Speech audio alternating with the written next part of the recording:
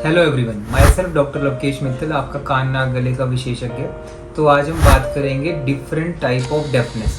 किस किस प्रकार का सुनना कम हमें हो सकता है और क्या उसके लक्षण रहते हैं, किस प्रकार से उसका इलाज किया जाता है और क्या वो हमारे लिए आगे खतरनाक हो सकती है कि नहीं।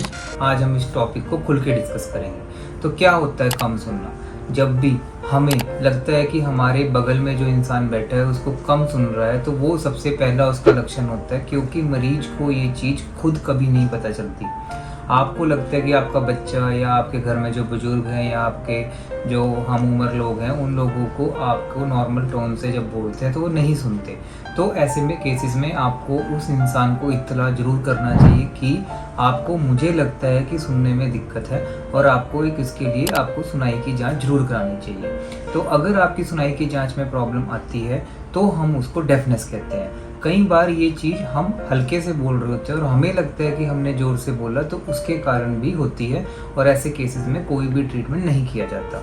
तो डिफरेंट टाइप ऑफ डेफनेस, तो सबसे पहला जो डेफनेस है वो उसको बोलते हैं कंडक्टिव टाइप ऑफ डेफनेस, जिसके अंदर हमारे कान में छेद होना या कानों में कोई रेशा चले जाना उसके कारण, या फिर हमारी कोई हड्डी में कोई प्रॉब्लम हो जाती है तो उसके कारण हमारी हड्डी से सुनाई नसों तक ना जाने के कारण उसको कंडक्टिव डेफनेस कहा जाता है। सेकंड टाइप ऑफ डेफनेस है सेंसोन्यूरल हियरिंग लॉस, जिसके अंदर हमारा नसों के अंदर जो तनाव है वो बढ़ जाता है और नसों की कमजोरी के कारण जो हमारी डेफनेस होती है उसको हम सेंसोन्यूरल हियरिंग लॉस कहते हैं।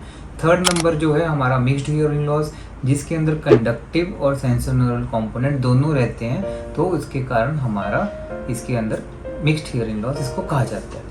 तो क्या क्या सिम्टम्स हमें देखने हैं? सबसे पहला सिम्टम कम सुनाई देना, दूसरा कानों में भारीपन महसूस होना, तीसरा कानों में शै शै की आवाज़ आना, कई बार एक बार टिक टिक की आवाज़ भी आना भी इसमें बहुत कॉमन होता है।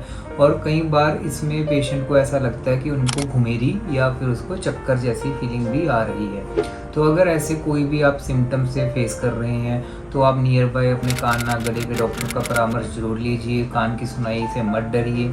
एक बार कान की सुनाई आ जाने के बाद उसमें या मशीन लगती है या दवाइयों से उपचार किया जाता है, तो हम एक फाइनल प्लान जरूर इसमें क्रिएट कर लेते हैं। और अगर आपको इसमें कोई डर है कि इसमें क्या हमें आगे प्रॉब्लम हो सकती है, तो मैं सभी अपने पेशेंट्स को एक बात ज़रूर बोलता हूँ कि ये एक हमारी इंद्री है। जब भी हमारी एक इंद्री हमारा काम करना कम कर देती है तो ओवरऑल हमारी बॉडी की परफॉर्मेंस पे इससे इफ़ेक्ट होता है। तो सुनाई को हल्के में मत लीजिए और अगर आपको कोई भी अच्छा डॉक्टर अपने आसपास नहीं मिल रहा है तो नीचे दिए हुए नंबर पर संपर्क करके हमसे अपॉइंटमेंट बुक कीजिए। Thank you.